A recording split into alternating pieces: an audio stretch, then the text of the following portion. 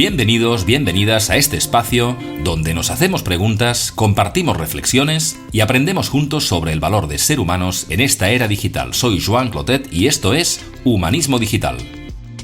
Cuando estés diseñando tus políticas de reconocimiento, de bienestar, de talento, de formación, de desarrollo, de compensación y beneficios incluso, tengas también esa mirada.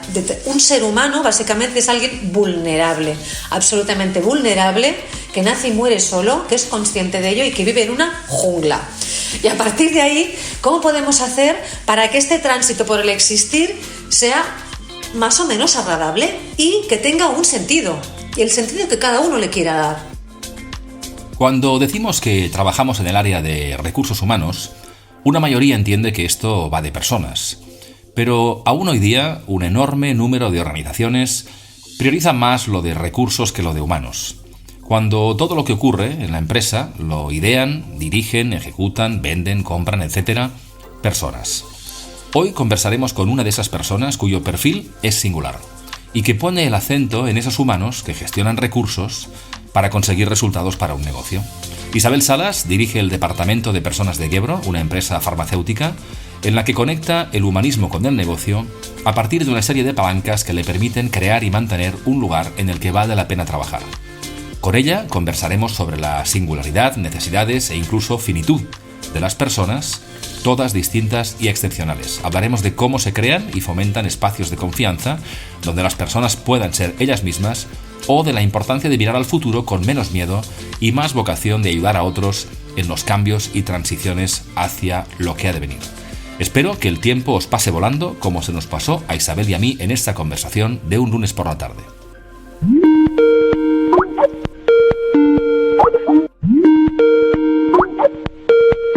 Buenas tardes, Isabel. Bienvenida. ¿Qué tal estás? Hola, buenas tardes. Muy bien. De lunes y muy bien. Animada. Bien, este binomio con esa sonrisa en la boca, de lunes y muy bien animada, no es muy habitual, ¿eh? Con lo cual se aprecia. Muy bien, pero ya es una buena tarjeta de presentación de tu carácter. Lo primero, muchas gracias por aceptar la conversación. Hemos hablado otras veces de temas como los que hablaremos hoy, pero me hace mucha ilusión también compartir un ratito aquí con pantalla de por medio, que digo yo, para hablar de temas en los que hace tiempo que tú tienes muy presente y que creo que pueden ser de mucho interés para las personas que nos escuchen y aún no te conozcan, que creo que después de escucharte pues querrán saber más de ti. Eso espero. Ese es ¿O no? O no. Muy bien, Isabel. Pues si te parece, arrancamos como arrancamos siempre aquí, con esta pregunta que siempre es la misma. Y es: ¿quién eres, Isabel? ¿A qué te dedicas ahora? ¿Y qué te ha traído hasta este momento de tu vida? Una pregunta interesante, porque con el quién eres normalmente siempre nos definimos con la ocupación o el oficio, ¿no? El trabajo estructura mucho nuestra vida y es nuestra carta de presentación, pero yo no lo quiero hacer así. Mira, yo me defino como quién soy, pues un aprendiz, una persona de 52 años, ya una edad madura, que creo que empieza a tener claro lo que no quiere en la vida, lo cual es importante, y que siempre tiene muchas ganas de seguir aprendiendo, innovando e incorporando aprendizajes tanto para la vida profesional como para la vida privada, por supuesto. ¿A qué me dedico, no? Era la segunda pregunta, si no me equivoco, Joan. Pues me dedico al oficio del cuidado de las personas, que es comúnmente conocido como gestión de personas o gestión de recursos humanos. Mis hijos a esto siempre le hacen broma y me dicen residuos humanos, reclusos humanos, vertidos humanos, reflujos humanos también me dicen. Bueno, todo lo que tiene que ver con la humanidad. A todo lo que tiene que ver con la humanidad en una compañía, ¿no? Que a estas alturas de la película pues ya sabemos que las personas es lo que hace movilizar a un negocio, una compañía, y que los negocios y las empresas, los resultados que consiguen son gracias por y para las personas, independientemente o además de los productos y los procesos y la tecnología. Me dedico a esto, a tener cuidado de las personas y a que las personas pues estén bien, estén tranquilas, serenas, felices y alineadas con la responsabilidad que tienen en su organización. Y la última pregunta era, Joan, ¿qué te ha traído hasta este momento? ¿Qué me ha traído hasta aquí? Pues mira, me han traído un montón de coincidencias. Al final, una acaba tomando decisiones que no sabe si son erróneas o no, ¿no? Con los criterios que tiene, los paradigmas que tiene en el momento, las creencias, las falsedades y los autoengaños que también operan, ¿no? Y yo empecé dedicándome a la filosofía. Bueno, empecé estudiando filosofía y a los segundo curso de carrera pensé que no me ganaría muy bien la vida con ello, porque no era muy buena pensadora. Y me pasé a ciencias políticas, y en ciencias políticas a partir de ahí empecé a trabajar en todo lo que tiene que ver con la sociología del trabajo. Del trabajo fui a la consultoría, de la consultoría a la empresa, y ahí he venido desarrollando mi carrera los últimos pues casi 30 años, ¿no? Y eso fue un poco por casualidad, o no, porque también la gente, algunos dirán, hombre, lo de las casualidades no existen, pero bueno, es que al final vas tomando decisiones, ¿no?, en forma de árbol, y una cosa te lleva a la otra, y por eso estoy aquí. Porque siempre también me han interesado mucho las relaciones humanas, ya sea desde el punto de vista de la filosofía, la psicología, la sociología, la economía, el derecho, ¿no? Todas estas disciplinas de las humanidades son de hecho muy complementarias, y también todas te ofrecen una mirada sobre qué es la vida y la condición humana, ¿no? De hecho, siempre es más fácil interpretarlo a toro pasado, ¿no? Conectar los puntos que decía Steve Jobs, pero bueno, me gusta lo que planteas, ¿no? Es decir, oye, en cada momento has tomado decisiones de lo que te gusta y lo que no, y luego has ido viendo pues que realmente todo lo que has hecho va sumando a tu rol actual, ¿no? No hay guiones preestablecidos. Fíjate que cuando yo empecé a leer de ti y nos conectamos en LinkedIn, hubo una cosa que me sorprendió simplemente por ser poco habitual, incluso en roles de personas cercas a lo humano como es el tuyo, porque en tu perfil de LinkedIn propones juntar arte y filosofía en la gestión de negocios y personas. Y con lo que nos acabas de contar, yo te quería preguntar cuánto hay de Isabel en esto y cuánto también de oportunidad en las empresas en esta propuesta. Bueno, de Isabel hay el 100%, esto es una manía mía. Algunos dirán, ¿es tu personal branding? Sí, quizás sí, o lo he convertido en mi personal branding, pero no, yo siempre he encontrado en el arte muchas fuentes de inspiración. Cuando hablamos, por ejemplo, de creatividad o innovación, para crear, para innovar, para pensar, para generar cosas nuevas, hay que reinventar, codificar y decodificar lo que ya está creado para volverlo a crear de nuevo. No sé si me explico bien, ¿no?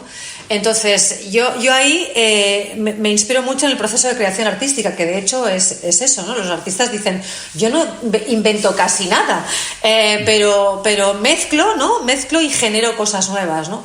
Y el arte nos permite ser niños, nos permite... cualquier creación artística es válida, ¿no? Si alguien, si alguien le pides que te haga algo, una creación, una pieza de arte, pues nada es bueno ni es malo, ¿no? O sea, todo es válido, ¿no? Entonces esa parte del arte me la aplico mucho también en los procesos de innovación de las compañías, ¿no? Y luego el arte para mí es una fuente de calma, ¿no? Y pues en un mundo ajetreado, caótico, desgraciadamente lleno de desastres, ¿no? De conflictos, de guerras, y de sinsentidos, ¿no? Porque la humanidad también es eso, destrucción. Pues en el arte encuentro consuelo. En el arte hay armonía, hay belleza, hay forma, hay simetría, y eso me calma. Que no es poco. Que no es poco. Y probablemente para ser buena en el arte de gestionar personas y motivaciones, y pues también ese es un buen refugio. Una de las iba a decir pocas y me he autocensurado, ¿no? Que nos mantienen humanos, ¿no? Luego daremos eso también, ¿no? Muy bien, Isabel. Mira, trabajas en una compañía, en Gebro, en el sector pharma, que tiene un reconocimiento como una empresa Great Place to Work, ¿no? Un gran lugar para el que trabajar. Y yo me gustaría preguntarte qué tiene que tener una empresa para que tú decidas trabajar en ella. Puede ser el caso de Gebro, o la que ha estado en el pasado, o las que vienen en el futuro, si en algún momento pues cambias de compañía. ¿Cómo es una empresa Great Place to Work para ti? Pues mira, para mí una empresa Great Place to Work evidentemente debe tener unos aspectos higiénicos perfectamente robustos. La gente debe estar bien remunerada, bien compensada, ha de estar alineado con un propósito, con unos valores determinados. Eso es casi de manual, y eso es lo que deberíamos exigirle a todas las empresas, ya no solo para que sean un great place to work, sino para que sean organizaciones que funcionen y den buenos resultados económicos. Pero yo añadiría unas capas más en lo que es la forma de organización y de participación de los empleados que constituyen la compañía, que yo siempre la entiendo como si fuera una colmena, por encontrar una metáfora, ¿no? O sea, gente en red que está colaborando y generando sinergias y continuamente, ¿no? ¿Y qué capas yo añadiría para que fuera un great place to work? Pues mira, una que nos dicen mucho y que yo la secundo mucho también es el tema de las organizaciones planas. Las organizaciones han de ser cada vez menos jerárquicas, más con una estructura menos militar, y desgraciadamente heredamos organigramas que para mí es un poco herencia de los ejércitos romanos que funcionaron y que tiene su sentido, ¿no? Porque cuando las organizaciones son grandes, pues evidentemente todo ha de estar pues compartimentado, estructurado, las órdenes han de ir en un sentido o en otro, porque es una forma de organizar el caos, ¿no? Ahora que todo es caos, esas organizaciones jerárquicas también son rígidas, son inflexibles, no son permeables, con lo cual organizaciones planas, lo menos jerárquicas y lo menos clasistas posibles, ¿no? Y yo ahí siempre pienso, ¿cómo podríamos hacer para que una organización no tuviera organigramas o no tuviera cargos o las cosas fueran más líquidas y ahora se organizaran de una manera y al cabo de 2 meses fueran de otra y los organigramas se movieran? Bueno, eso es un poco una manía mía. Otras capas que podrían tener y que para mí son fundamentales es que la gente tuviera autonomía, es decir, mucha autonomía en sus propios procesos de decisión para que aquello en lo que les afecte y en lo que inciden directamente y allí donde aportan, en la cadena de valor donde están aportando, tengan el máximo de libertad posible para decidir y para crear, y aquí me voy a lo del arte. No ejecutar, sino crear, generar valor para el cliente interno, el externo, para la marca, para el negocio en sí, para un ahorro de costes, para lo que sea, pero generar valor desde la libertad. Y a mí me gustan también 2 elementos también que yo incorporo, que son los de la participación, es decir, organizaciones que sean un poco asamblearias, si me lo permites, en un sentido más de polis griega, democráticas, ¿no? Que la gente pueda votar en la medida de lo posible. Yo entiendo que a veces las decisiones no pueden ser siempre votadas, pero sí que pueden ser colegiadas, ¿no? Consensuadas desde el máximo y donde la gente también, las personas tengan la sensación de que todas las decisiones que se toman allí son éticas y justas, ¿vale?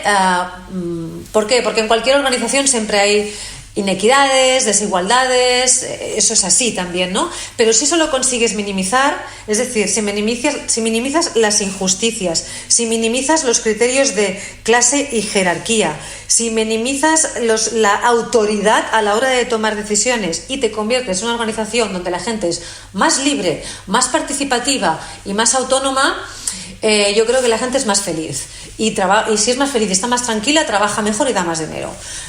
Ya está, esto no lo hacemos porque queramos. Yo no quiero ser aquí una hippie que reivindique un mundo absolutamente libertario en el cual aquí la gente venga a tomar decisiones y a ser y a crear. No, crear con sentido, pero si esto está presente, yo creo que cualquier organización se puede convertir en un great place to work. Fíjate, Joan, por ejemplo, que cuando piensas en los países donde hay más riqueza, pues en los míticos países escandinavos, que en la universidad yo los estudiábamos mucho, porque claro, todo esto del estado del bienestar allí está como más consolidado y desde hace muchos más años son países donde hay mayor distribución de la riqueza, menor desigualdad social y también menores o menos inequidades y menos injusticias sociales, partiendo de la premisa de que es inevitable que haya conflicto, que haya injusticia, que haya autoridad, que haya organigrama, que haya procesos, ¿no? Pero si eso lo minimizas, pues puede ser un buen entorno de trabajo. Yo creo que es muy buen foco porque además lo que apuntabas, ¿no? Habrá personas que te escuchen que les parecerá utópico y dices, bueno, no, y el negocio tiene que tener los clientes internos, externos, la dirección. Todo esto tiene que funcionar como un engranaje, pero no tiene por qué, es la única manera de ser como un ejército, porque esto hace que las personas infravaloremos muchas de sus capacidades, sus motivaciones. Exacto. O sea que el hecho de reducir a mínimos ciertas cosas, yo creo que abre una ventana, decir que esto por supuesto que es posible, y yo también conecto mucho con esta visión. De hecho, se habla mucho en los últimos tiempos, quizá más que antes, o quizá por las gafas que yo llevo puestas, de este necesario humanismo en las organizaciones, ¿no? Independientemente del sector. Y yo me gustaría preguntarte, porque sé que conectas también con esto, ¿cuáles son o deberían ser para ti los fundamentos de una organización que quiera ser humanista? Si alguien te escucha y dice, esta mujer parece que tiene bastante sentido lo que dice, me gustaría empezar este camino en mi organización, ¿en qué debería basarse? ¿Qué debería, las primeras bases que debería poner para que su empresa sea algo más humanista que hoy? A ver si lo sé explicar bien. Yo en el humanismo me inspiro mucho en la corriente del humanismo filosófico, de acuerdo, que tiene muchos autores, pues desde Martin Heidegger, Simone Weil, Emmanuel Levinas, desde los socráticos, ¿vale? En diferentes siglos de pensamiento, sobre todo occidental, ¿eh? Yo soy más del pensamiento occidental que del oriental, con el que no me siento tan identificada, aunque hay muchos puntos en común. Todas estas corrientes de la filosofía lo que te vienen a decir de alguna manera es que el ser humano es alguien que nace y muere solo, ¿vale? Y que esta nuestra condición de finitud y de conciencia de la finitud, de decir, ostras, ¿qué hago yo aquí si no soy nadie y me voy a morir, ¿no? Esto genera, por así decirlo, una angustia existencial con la cual pues convivimos y la conllevamos en mayor o menor grado de consciencia, ¿vale? En mayor o menor grado de consciencia. Porque si siempre estuviéramos así, pues te levantarías también muy deprimido, ¿no? ¿Vale? ¿No? Te levantarías y dices, me voy a morir. Entonces, ¿qué sentido tiene mi vida? Bueno, el hecho de que seas consciente de eso y te plantees un sentido ya es un primer nivel de conciencia. Eso está bien, ¿no?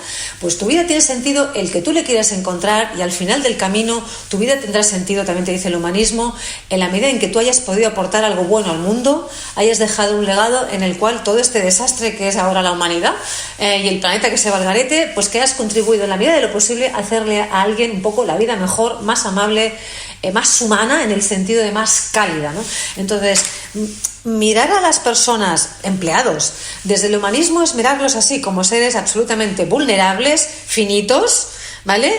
Que se van a morir.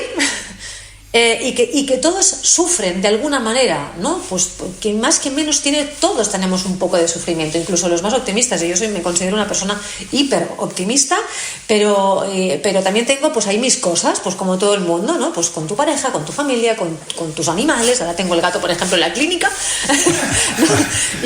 y me genera un poco de sufrimiento. Y eso hay que verlo, ya está, no pasa nada.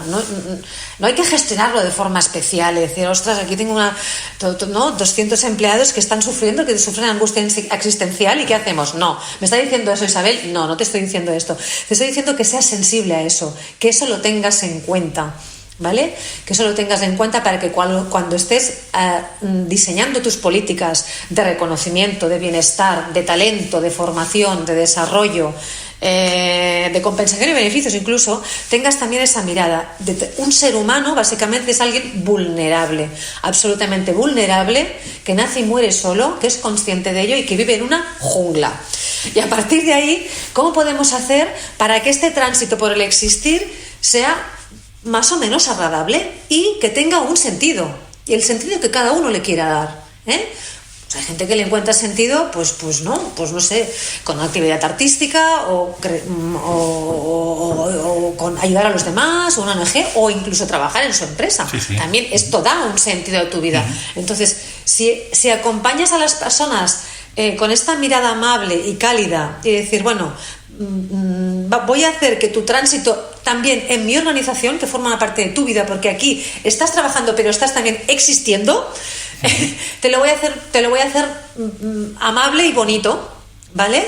Y para eso pues tengo varias cosas, palancas en las cuales me voy a apoyar y que sean evidentemente alineadas con el negocio, y a partir de esta perspectiva de sensibilidad pues yo aplico las palancas que tengo, la comunicación interna sobre todo, que es una herramienta fundamental para que la gente se sienta acogida, arropada, reconocida. Fíjate, Joan, cuánta gente te dirá a ti que se ha ido de un trabajo porque no se siente reconocida.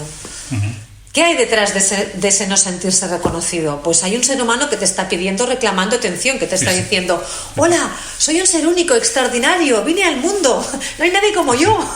A lo mejor antes de reconocido ni siquiera escuchado o escuchada. Yo antes los he escuchado, básicamente. O sea, a mí cuando me dicen: no, es que mi jefe no me reconoce, o en esta empresa no me siento escuchado, pienso, claro, es que esta es una necesidad fundamental, es una necesidad intrínseca del ser humano, sentirse escuchado, sentirse que es alguien excepcional, que en su venida al mundo ha venido y no hay nadie como él. Y entonces eso no significa hipermimar a las personas, para nada, ni hiperprotegerlas. Significa tener en cuenta esa necesidad intrínseca que tenemos las personas de ser amadas, de ser reconocidas, de que nos quieran, ¿no? Entonces yo pienso, a veces cuando vienen aquí en el despacho y entran a la puerta a pedir, siempre hay una petición, ¿no? Quiero algo. Por ejemplo, Joan, ¿qué piden a Recursos Humanos? Aumentos, promociones, ¿no?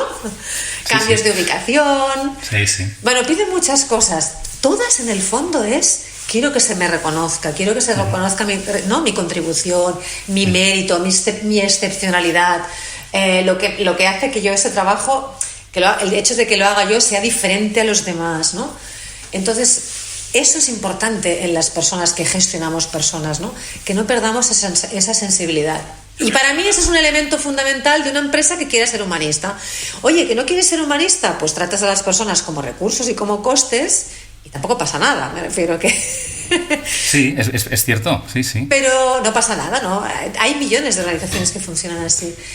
Pero yo me voy, por ejemplo, a dormir más tranquila cuando hago una recapitulación los viernes al lado de qué ha sido tu semana y pienso, bueno, pues mira, hubo una persona a la que le pudimos ofrecer consuelo en este tema, o no, o se le pudo hacer un reconocimiento verbal, público, porque había firmado un acuerdo hace poco, ¿no? Una persona firmó un acuerdo, ¿no? Muy entre bambalinas, todo así como muy discreto. Y al final el reconocimiento, además de un premio económico, fue una comida con el comité de dirección. Pues esa persona ese día, imagínate cómo se sintió, ¿no? Seguramente no solamente ese día, sin conocer el caso, a lo mejor para toda la vida. Eso puede vincular más emocionalmente. En decir, oye, es decir, no todo el mundo hace eso cada día. Y de hecho, fíjate, dices cosas que a un profano de nuestra profesión dirá, hombre, es obvio, ¿no? Alguien que está en personas talento... Pero como decías, no es muy habitual. Venimos de una visión muy industrial, muy mecanicista, o una dualidad. Es decir, tú eres un rol profesional y busco productividad, ¿no? Tú eres una persona como yo, y yo también tengo a mi gato en la clínica. Oye, pues ese tipo de cosas, ¿no? Que ni siquiera afloran porque no tocan, porque parece que nos tengamos que sacar, no sé, temas más personales que no figuren. Fíjate, ahondando un poco en esto, tú eres una persona que tiene un cargo de responsabilidad, en este caso, en estos laboratorios, que escuchándote pues ya puedo entender un poco cuál es la dinámica que tú promueves, que no depende solamente de ti, que promueves que también los demás hagan, porque esto depende de todo el mundo, ¿no? Pero antes hacías un poco la broma de tus hijos cuando se refieren a cómo definen la profesión, ¿no? Y, hay muchos estereotipos, ¿no? De la función de personas en función de la experiencia de cada uno, o de nuestro catálogo de servicios hay cosas más o menos populares, ¿no? Y más o menos inspiradoras, ¿no? Entonces, yo me gustaría preguntarte qué tipo de estereotipos arrastramos en esta función del mal llamada recursos humanos, que yo intento evitar decir, pero bueno, que la mayoría nos conoce.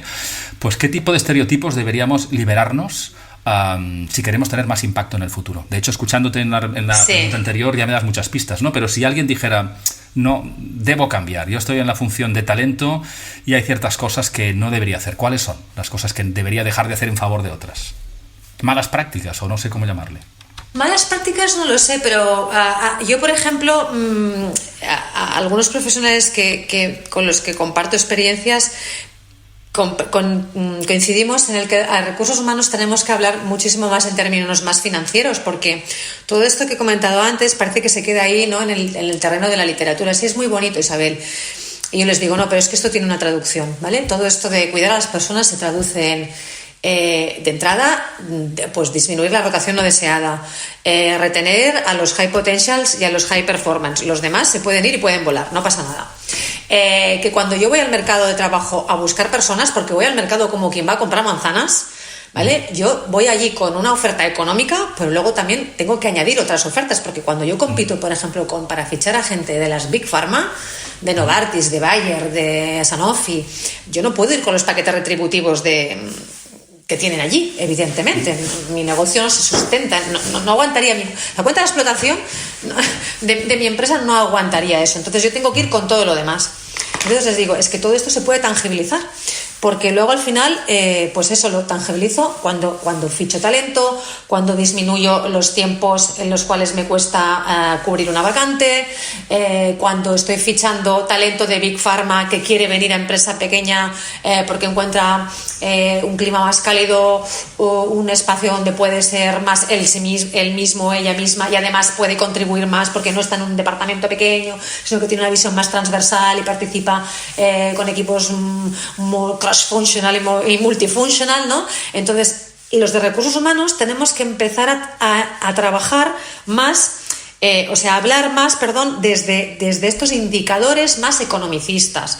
Y luego tenemos que quitarnos complejos de encima, ya basta, ¿no? De hola, soy la hermanita pequeña ¿no? Este complejo que tenemos los de recursos humanos, como si no fuéramos un departamento clave, ¿no? Que de acuerdo que somos un departamento que cuando dibujas las cadenas clásicas de valor, ¿no? Pues están, ¿no? Marketing, operaciones, ¿no? Suelen estar ahí, y por ahí debajo a veces está finanzas puede estar arriba en función también del sector, ¿no? Pero normalmente ahí abajo está, pues eso, ¿no? Todo lo que es recursos humanos, logística, no sé qué. Bueno, recursos humanos, atención, ¿no? Si nos vemos así, actuamos así.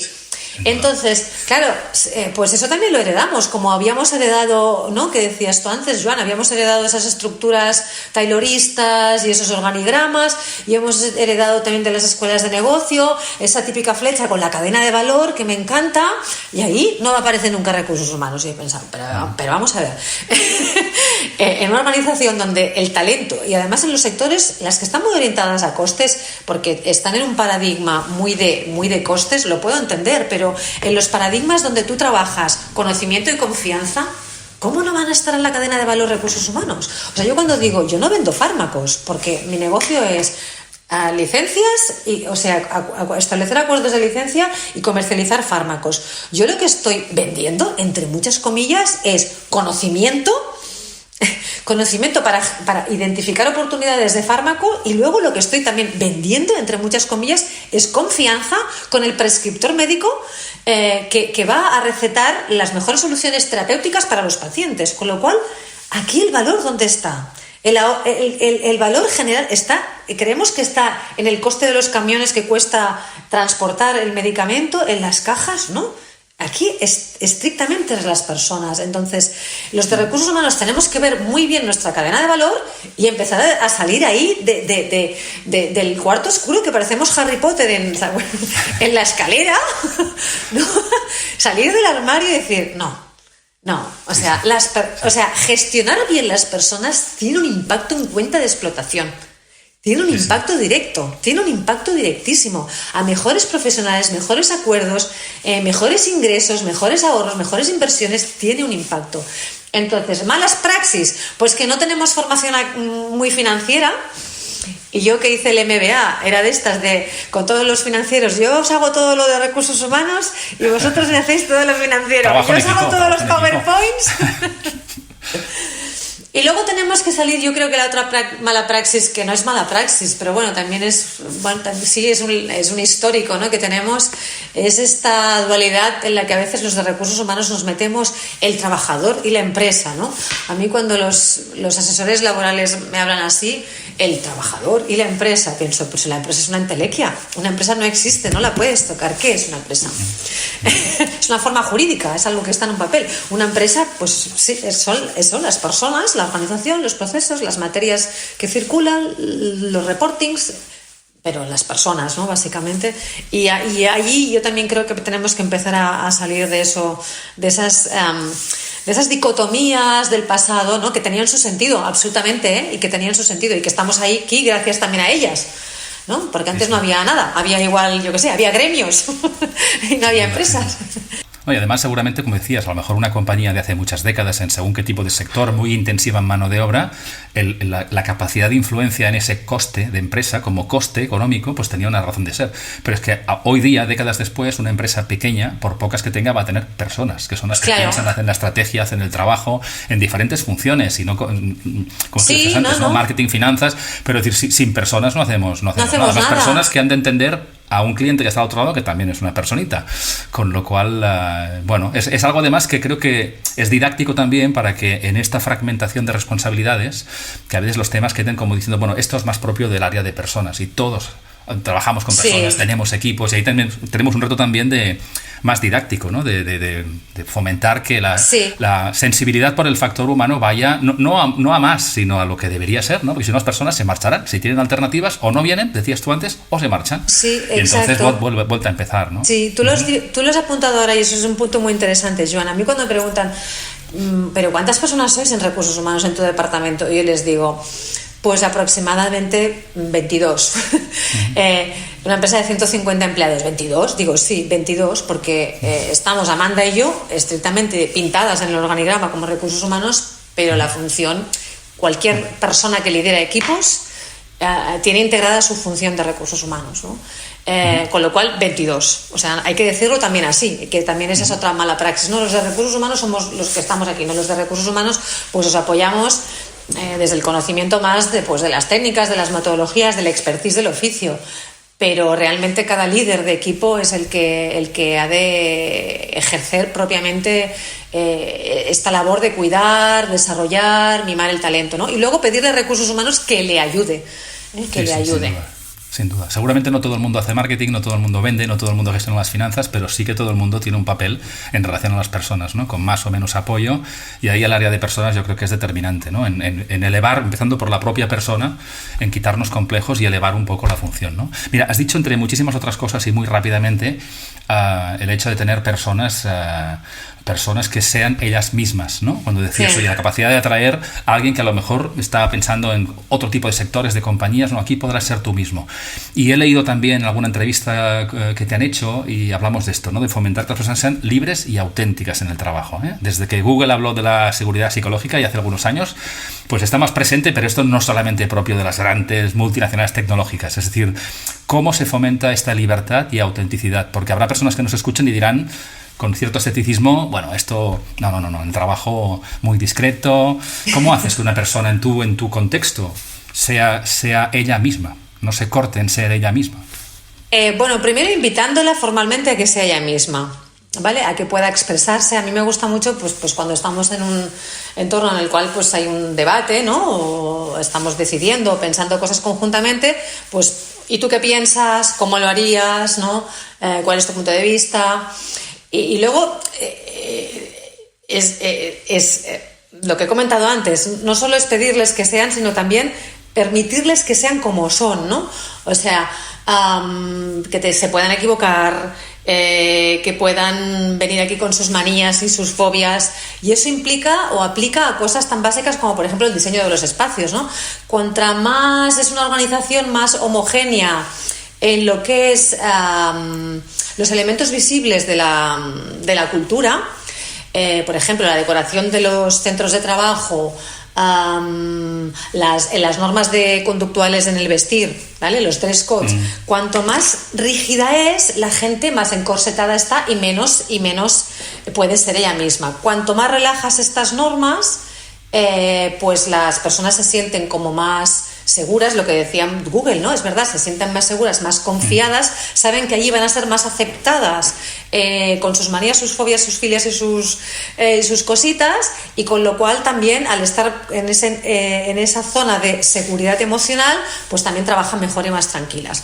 Yo me acuerdo cuando entré en una empresa que todo eran moquetas, ¿no? Aquí no puedes tener fotos de niños, no sé qué, porque aquí esto está prohibido, esto que no,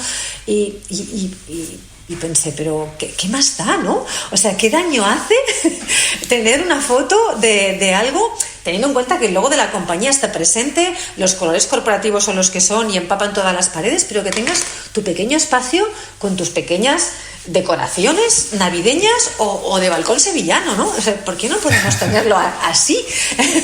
Bueno, cierto espacio un poquito más humano. Un poquito más humano, claro, eso es humanizar más los espacios, ¿no? Y afortunadamente ahora, estos temas que también somos muy sensibles, ¿no? De cómo nos afecta, pues eso, ¿no? La luz, el color, el mobiliario. Pues claro, contra más dúctil es esto y más se adapta a la idiosincrasia de cada ser humano, pues la gente está mejor. Y bueno, yo que he estado en Google un par de veces, para mí Google es un pelín exagerado, ¿eh? Porque lo vi, claro, lo ves desde fuera y me parecía un parque temático, ¿no? Estuve en Zúrich y estuve en Dublín, pero bueno, es verdad, cada mesa, ahí tenía, cada ingeniero y cada ingeniera o cada empleado, pues tenía sus cosas, desde sus plantas, sus plays de Playmobil, sus fotos. Igual en el caso de Google no lo conozco, he visto también algunas oficinas, pero claro, es un mercado tan competitivo, supongo, en Silicon Valley, que van casi a un coworking. La persona, no digo que haga su horario, su espacio, su indumentaria, pero como valoran su talento, cualquier cosa que sea clonar le hace pequeño, como decías antes, con lo cual dan un margen de libertad, porque por un lado pedimos creatividad, aportación, innovación, diversidad, pero si los vestimos a todos igual, a todas partes moqueta, pues no ayuda, simplemente, no ayuda, ¿no? Sí, no ayuda. Y entonces, bueno, pues aquí, por ejemplo, me acuerdo que había un empleado que hizo una entrevista, al cabo de un tiempo, pues vino con piercing, ¿no? Y le comenté, pero ¿por qué te has quitado el piercing en la entrevista? Si esto ya está superado, ¿no? Yo llevo uno aquí, hace muchos años. Y bueno, claro, porque no sé. Y digo, no, ponte el piercing y ponte en bermudas y las ven como quieras. Luego está que cuando vayas a otro espacio en representación a la empresa, te rijas por otros códigos, ¿no? Que apliquen a ese espacio, a ese entorno en concreto. Pero aquí, si tú mismo te sientes bien así con tus piercings, tus tatus y tus camisetas de manga corta, pues ya está, manteniendo un mínimo de decoro. Eso es un poco el ser tú mismo. Pero el ser tú mismo, aparte de la anécdota del vestuario, el ser tú mismo es sobre todo eso, ¿no? Saber que estás en un entorno donde no se te va a juzgar, no se te va a censurar, puedes expresar libremente tus emociones, puedes mostrar tu vulnerabilidad y saber que va a ser pues eso, aceptada y integrada con naturalidad, con naturalidad. Y aquí, pues por ejemplo, en mi organización hay gente de todas las tribus, hay hipsters, hay pijos, hay... Bueno, es que imagínate una organización en la que, muy jerárquica, en la que la gente no se atreve a decir lo que piensa y el gran o la gran líder dice esto es lo que vamos a hacer y todo el mundo asiente y sale de la reunión y todo el mundo dice mira, ni esto lo tiene en cuenta, nos la vamos a pegar, y una inmensa mayoría tiene un montón de valor que aportar que no se atreve a decirlo porque el líder tampoco dice ¿qué os parece? O agradeceré que me digáis dónde están los problemas o cómo podéis ayudar, porque no se fomenta el espacio de confianza que decías tú para decir oye, ¿tú qué piensas? Y realmente necesitamos que nos digan las personas lo que piensan, no hay por qué estar de acuerdo en todo, pero necesitamos saber. Pero fíjate la previa a no preguntar ¿y tú qué piensas? ¿Por qué no preguntas ¿y tú qué piensas? Porque te crees que estás que eres más sabio que los demás, que tienes más conocimiento, más expertise. O sea, la mayoría de líderes pecamos de un ego enorme, yo la primera, y de una falta de humildad terrible, ¿no? Entonces, desde esa posición que siempre de superioridad, que además te la da un poco el cargo y la jerarquía, porque es así, ¿no? En nuestros códigos sociales hay una valoración asociada a las jerarquías, pues claro, eso te hace pues no preguntar, ¿no? Y tú pues dices, pues mira, he pensado que vamos a hacer esto. En vez de decir, oye, he pensado esto, pero ¿vosotros qué pensáis? Sí. Bueno, esto es uno de los retos también, que a medida que tenemos más experiencia, pues lo que decías, ¿no? La humildad o reconocer o reconocer ese ego, que tampoco es muy habitual que la persona diga, pues es verdad, todos lo tenemos, es muy humano y hay que ser consciente de ello y a veces combatirlo, decir, pues mira, es que soy humano, si no tuviéramos ego, pues mal iríamos también. Sí, no hay nada malo ni bueno en lo humano, Claro, es decir, oye, somos personas y eso tiene muchas facetas, ¿no? Pero bueno, generar ese espacio en que las personas primero quieran venir a trabajar con nosotros y luego quedarse por lo que ocurre, y yo creo que también es un gran diferencial para atraer talento y para fidelizarlo, que es una de las grandes batallas desde hace bastantes años, ¿no? Mira, nos queda poco tiempo, Y tengo algunas preguntas más, pero hay una que conecta también con algo que he leído de ti y que apela a tu espíritu revolucionario, que no sé si lo apuntabas cuando te presentabas, pero por lo poco que te conozco, creo que tienes ese espíritu de combativo en positivo por cambiar las cosas. Y hablaremos un poco, si te apetece, de toda esta efervescencia de la inteligencia artificial, ¿no? Que grabamos esta conversación en febrero, desde noviembre con ChatGPT y otras variantes estamos viendo una profusión de herramientas que hasta para el más profano, hasta para el más experto en inteligencia artificial asustan, ¿no? En ver el impacto que va a tener en el mundo laboral. Entonces yo quiero preguntarte cómo ves eso, es decir, qué tipo de revolución o de evolución o qué tipo de impacto crees que estas inteligencias artificiales generativas o las que vengan va a tener en el área de personas, ¿no? Vamos a gestionar capacidades, como digo yo, no siempre humanas, y la función tendrá que mutar. Sí. ¿Cómo ves esta eclosión de soluciones y cómo crees que impactará en las personas y por tanto también en las personas que acompañamos en esa transición? Sí, a ver, yo de entrada la mirada a todos estos cambios siempre es positiva, porque lo de decir, hombre, es que esto no sé cómo irá, va a ir mal, esto no es bueno, seguramente también lo pensaron hace unos años los que vieron por primera vez una bombilla, o los que visionaron por primera vez una película con sonido, o los que también vieron por primera vez un coche circular al lado de un carro de caballos, con lo cual no miedo a los cambios, o sea, los progresos son buenos siempre que vayan acompañados, y aquí hay un elemento que me interesa, de todos estos cambios de la tecnología, de una ética. Y aquí, o sea, al final la inteligencia artificial, yo no tengo ni idea de ella, ni idea, pero entiendo que también la inventan humanos, o sea, hay humanos programando, ¿no? Los algoritmos no aparecen como los bullets en el campo. Entonces, si cuando diseñamos las cosas aplicamos criterios éticos, pues lo que te comentaba antes, ¿no?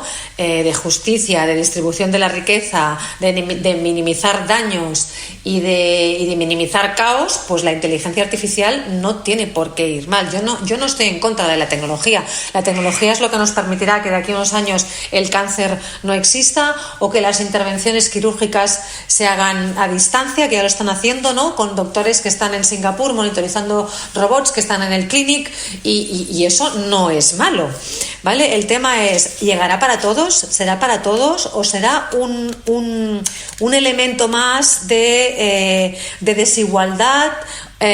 O un elemento más de brecha, que se hará la brecha salarial, pues ahora habrá la brecha tecnológica, la brecha, etcétera, ¿vale? Entonces ahí deberíamos ser cuidadosos con ello. Y en cuanto a recursos humanos, a mí me encantaría. Es decir, yo creo que todo lo que no tiene un valor muy humano y muy emocional, que lo hagan las máquinas, que lo hagan los algoritmos, que lo haga la inteligencia artificial. O sea, todos aquellos procesos que ya lo estamos haciendo. Es que parece que nos escandalicemos y dices, bueno, es que la nómina no la haces a mano, ¿no? Antes se hacían ahí las nóminas, pero ahora las nóminas, todo esto está, por supuesto, ya mecanizado. Entonces, todo lo que esté, digamos, que sea susceptible de mecanizarse porque genera más eficiencia en tiempo, en costes, en lo que sea, que lo hagan las máquinas y que lo hagan los procesos y la tecnología. Y todo lo que no, el vernos, la piel, el tocarnos, el felicitarnos, el reconocernos, el motivarnos con el hacer equipo, el engagement, todo esto que lo hagan los humanos con piel. A mí, si algún día un algoritmo me dice, pues ya has realizado el proceso número 504 con la eficiencia 300 tal, no sé qué, has ganado un viaje a Hawái, pues estaré muy contenta. Pero si eso mismo viene mi responsable directo, y me lo dice, y me da la mano y me da un abrazo, pues estaré más feliz aún. Con lo cual, lo que no genera mucho valor emocional se puede mecanizar, y lo que genera valor emocional, esperemos que aún haya espacios para la analogía y la piel. Pero si no los hay y nos vamos a convertir en, no sé, en replicantes, o si esto va a ser Gattaca, que por cierto en Gattaca vestían todos muy bien en esa película, muy elegantes, pues ya veremos por dónde nos lleva, ¿no? El progreso, ya veremos, Joan. Yo no sé. Sí, es difícil de decir porque primero no sabemos el futuro, y ahí la gran pregunta, cuando reflexionamos sobre estos temas y escuchándote también me hacías pensar en esto, es probablemente en personas más preparadas, en que tienen capacidad de evolucionar, pues hay un espacio para ser más humanos y ejercer como personas e ir reemplazando tareas que va fagocitando la tecnología en favor de ser personas. Pero habrá otras muchas personas que a lo mejor no están escuchando este podcast, que hacen trabajos muy manuales, muy repetitivos, muy robóticos, y que cuando empiezan a ver este tipo de noticias pues están realmente asustados porque no saben qué hacer. Y ahí también tenemos un gran reto, las áreas de personas, en ayudarlas, no sé tu opinión, ¿no?, pero ayudarlas a darse cuenta a tiempo de estas cosas, de lo que va a venir, antes de que alguien tome decisiones por ellos, y porque todas las personas tienen, creo, más potencial, como decías tú cuando te presentabas, no somos solamente nuestro trabajo. Entonces, si somos capaces también de que estas cosas que están llegando, que no vienen de un día para otro, hacemos que las personas sean más conscientes de que delegando en tecnología se dejan espacio para ser mejores en lo que son, que a lo mejor todavía no lo han descubierto del todo, hay espacio. Pero ya os digo, me resuena el hecho también de personas más blue collar workers, sí, que también estarán más preocupados que otras personas con menos alternativas en el impacto que tendrá esto en su medio plazo, ¿no? ¿Cómo pagar la hipoteca a 30 años si parte de mi trabajo, y yo ahí empiezo por mí mismo, ¿eh? Es decir, sí, hay muchos puestos de trabajo que gran parte de las tareas ya serían mecanizables, y quizá el hecho de que un cliente, un ciudadano, un alumno, un paciente siga prefiriendo que una persona le atiende, pues también depende de eso, de que tú y yo y las personas que tenemos por suerte trabajo, pues hagamos más de personas y hagamos más de humanos, sí, para que nos sigan prefiriendo, porque si no igual se irán a por un chatbot, ¿no? Sí, es así, es así. Sí, yo entiendo también esta preocupación, porque además ahora estamos en un momento de grandes transiciones, ¿no? O sea, al final pues habrá, ¿no?, tesis, antítesis, síntesis, y haremos un ciclo, ¿no? Pero bueno, además, como las transiciones también se solapan con las tesis, todo está un poco mezclado, ¿no? Porque antes, por ejemplo, la revolución industrial pensabas, bueno, entraban las máquinas, salían, ¿no?, determinados oficios que se reconvertían, y todo esto llevaba como más años, ¿no? Ahora todo es muy rápido. Entonces, yo a veces pienso, sí, es verdad, hay puestos de trabajo que ya no tendrán sentido, porque lo harán todas las máquinas y los robots, y aún no se habrán generado aún otros que sean capaces de asumir toda la masa de fuerza de trabajo para realizar trabajos de más calidad. De más calidad, de más uso de conocimiento, que sean los que hagan las máquinas, ¿no? Las ingenieras y los ingenieros que hagan las máquinas, la inteligencia artificial, los que diseñen los robots. Entonces, entiendo que en estos momentos de transición y determinadas generaciones con las cuales yo empatizo, porque yo también tengo una edad, ¿no? Pienso, ostras, ¿cómo lo deben ver, no? ¿Cómo lo deben ver? Porque no es aquello de, bueno, entran las máquinas y enseguida se generan ingenieros e ingenieras que diseñan algoritmos. No hay una conversión tan rápida, ¿no? Ya has dado una pista. Para mí es clave, ¿eh? Y es decir, abrazar el cambio, no mirarlo con miedo, no quedarnos atenazados, sí, esperando a ver qué es lo que va a pasar, porque se pueden hacer muchas cosas, tanto a nivel colectivo como individual, y de alguna manera, por suerte, por desgracia, la tecnología es bastante imparable. Entonces, a medida que aparecen cosas, sí, ver qué podemos hacer mejor de lo que ya estamos haciendo, y si realmente vemos que una parte del trabajo pues va a desaparecer, el nuestro, el de quien sea, pues empezar a pensar también qué otras cosas serán necesarias, porque esas reconversiones se producen muchas veces a destiempo, pero a toda pastilla, cuando alguien pierde el trabajo y de repente redescubre cosas en qué es bueno, en qué es buena, que le apasionan y aportan mucho más. Y te ostras, llevo 20 años dedicado a algo que no era lo mío. Pues a lo mejor también hay una oportunidad de conectar con ese propósito que decías, especialmente si trabajan en espacios como el que trabajas tú. Es decir, sitios donde hay una sensibilidad en que las personas se permitan ese tiempo de ver quiénes son y para qué están aquí y qué pueden aportar de positivo en el contexto en el que están, ¿eh? Muy bien, Isabel, hoy estaría mucho más tiempo contigo, pero por temas de tiempo me gustaría cerrar con una última pregunta. Has dicho muchas cosas muy interesantes, inspiradoras, pero si las personas que te descubren hoy y te escuchan se quedaran con una sola idea de todo lo que has dicho, ¿con qué te gustaría que fuera? Si las personas que me escuchan son del oficio de los recursos humanos, les diría no miedo. Les diría no miedo. No miedo a empoderarse, no miedo a poner más en valor la función, no miedo a tener cada vez más voz en la toma de decisiones de la compañía, no miedo a salir del armario y no miedo a incorporar esta visión humanista que para mí tiene, por supuesto, una lectura económica también, y sí, creo que les diría eso. No miedo. Muy bien, son buenos consejos y fáciles de recordar, ¿eh? Muy bien, Isabel, las personas que te descubran hoy, ¿cómo pueden saber más de ti? ¿Qué ponemos en las notas del episodio para que sepan más de ti o de tus proyectos, de lo que tú quieras? El LinkedIn publico bastante, Alguien diría, ¿no haces una publicación a la semana? Bueno, pero el LinkedIn es una buena red para conocerme, y si no, quien quiera conocerme más, yo estoy encantada de compartir las experiencias de las organizaciones humanistas, y le invito a que venga aquí a la Avenida Tibidabo, que tenemos una casa muy bonita. Preciosa. Es preciosa, sí. Y que venga aquí a Barcelona, y estaré encantada de compartir e intercambiar conocimientos y experiencias. La casa abierta y mi despacho también. Genial, fantástico, ya toda una tarjeta de presentación. Isabel, muchísimas gracias por el tiempo compartido hoy, por la conversación. Espero que una de muchas en el futuro, pero por hoy tendremos que dejarlo aquí. Muchas gracias y nada, espero que nos veamos pronto sin cristal de por medio, que diga. Sí, claro. Gracias, fantástico. Joan. Gracias, que tengas buena semana. Igualmente. Llegamos ya al final de este episodio, y antes de marcharte, y si quieres ayudarnos a difundir la importancia del humanismo en las empresas, agradeceré que compartas el episodio a quien creas que lo puede valorar.